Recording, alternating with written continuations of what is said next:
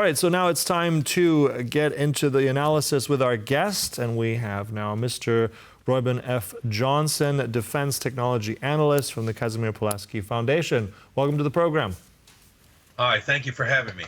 Thank you so much for joining. We were just looking at some graphs presented by our colleague here in the studio, and it seems to be that the UK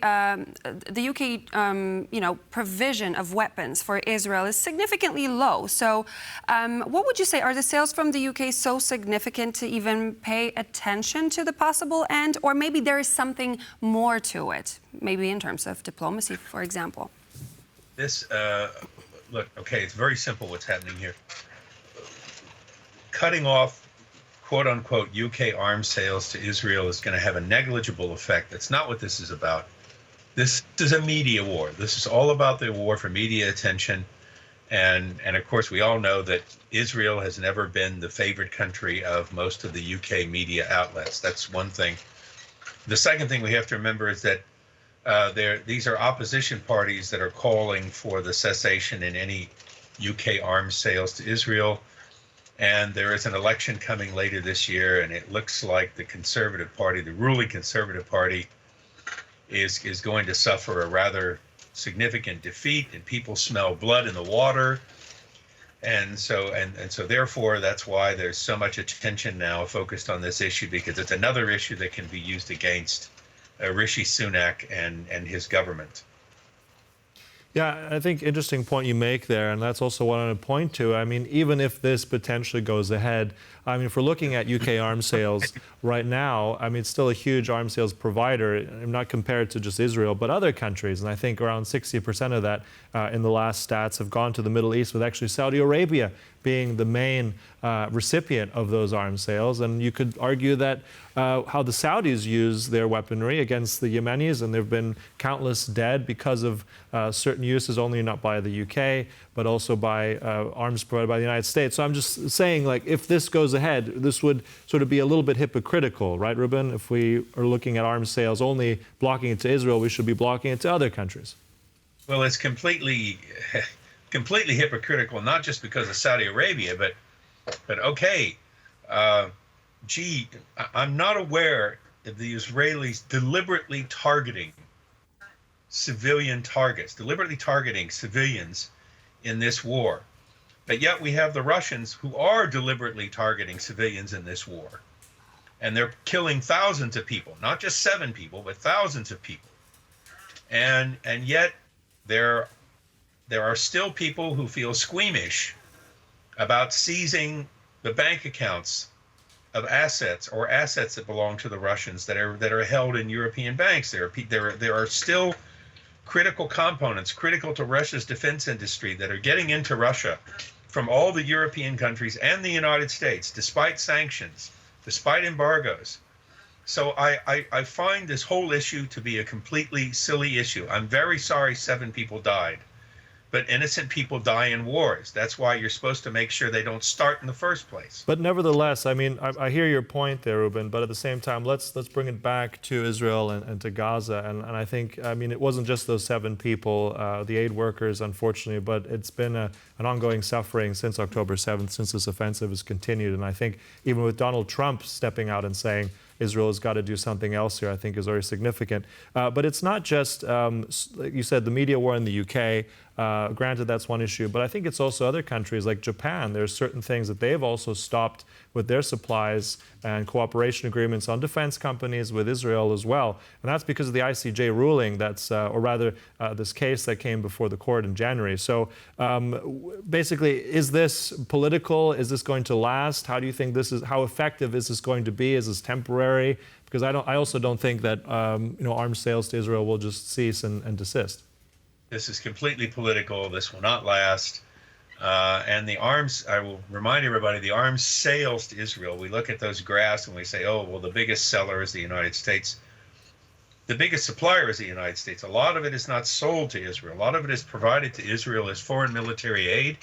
It's part of the agreement that was made in 1976, the Camp David Accords, and subsequent agreements afterwards, that we continue to supply Israel with military hardware so they can defend themselves. So I I'm sorry to say, again, very sorry for the people who died, but this is not going to change a thing. I would like to take a moment to take a quick look at a post by the First Minister of Scotland. Let's have a quick look at that one. I can't read it here, but you'll have to tell me what that says. I'm sorry. So basically, the tweet talks about how the First Minister of Scotland is trying to push Prime Minister Rishi Sunak for this sort of, I would say, ban, the end to weapon sales from the UK to Israel. We know that he has his skin in the game, obviously, because some of the members of his family, as he previously stated, are in Gaza, were in Gaza before. And I was wondering, do you think that Rishi Sunak, considering that there is a general election in the UK looming over the Conservative Party, do you think that this domestic pressure is going to make him back this up, as we know that on Tuesday he actually said that that the UK has a very careful, I quote, arms licensing regime? That's entirely correct. These things are very carefully regulated. They are spelled out in public law, what is allowed, what is not allowed.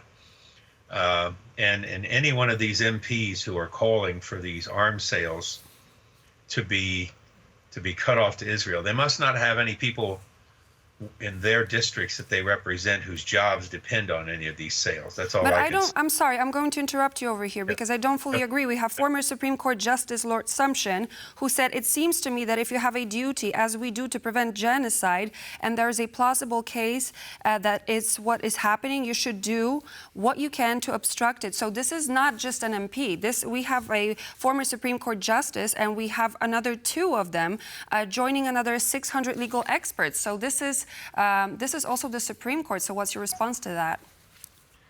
My response is that as long as the sales are in compliance with UK law, I'm struggling to find out, I'm struggling to understand what the government would be capable of doing. Would they simply step in and say, okay, we're going to vacate the law, and even though these companies are compliant, we're going to declare an embargo? But they would have to provide some rationale for that.